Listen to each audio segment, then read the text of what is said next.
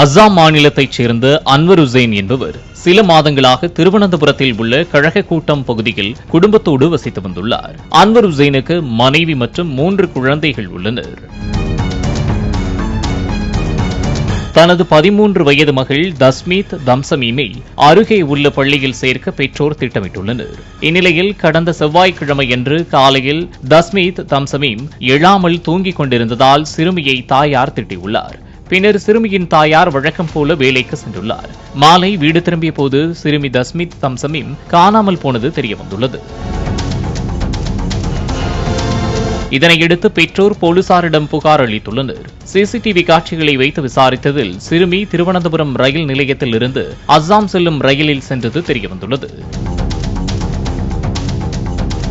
இதனைத் தொடர்ந்து சிறுமி கன்னியாகுமரி ரயில் நிலையத்தில் இறங்கியுள்ளார். பின்னர் சிறுமி கன்னியாகுமரியில் இருந்து சென்னை சென்றது தெரியவந்துள்ளது. இதனையடுத்து கேரள போலீசார் தமிழ்நாடு போலீசாரின் உதவியை நாடியுள்ளனர். சிசிடிவி காட்சிகளை வைத்து ரயில்வே போலீசார் விசாரித்தபோது சிறுமி மற்றொரு ரயிலில் ஏறி சென்றது தெரியவந்துள்ளது. பின்னர் விசாகப்பட்டினத்தில் வைத்து சிறுமியை ரயில்வே போலீசார் மீட்டுள்ளனர்.